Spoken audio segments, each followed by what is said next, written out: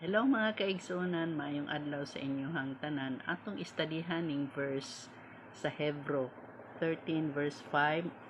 Ayaw higugmaa ang salapi, kinahanglan makontento kamo sa unsay anaa kaninyo. Kay nag-ingon ang Dios, dili ko gayud kamo biyaan o talikdan. So meaning kini nga verse wa jud mag-ingon ba nga ayaw mong trabaho kundi ang istorya diri sulti diri sa Ginoo, makontento kamo.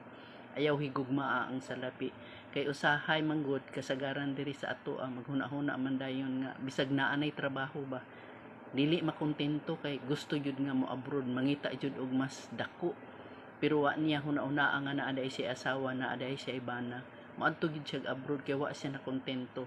Unya ang resulta di ay nabungkag iyang pamuyo. So mao nay dili gusto sa Ginoo, kinahanglan makontento jud ta og unsay naa sa atoa.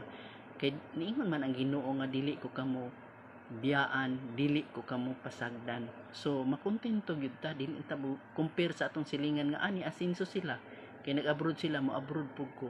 So dili siya maayo kay nakita sa Ginoo manggod kung inaana atong huna-huna nahigugma ta sa lapi, unya nakita pud sa Ginoo nga ang resulta dili maayo, mabungkag imong pagpuyo. So gusto manggod sa Ginoo mabuo atong pamilya ug mga lagad sa iyaha. So maura to, salamat kay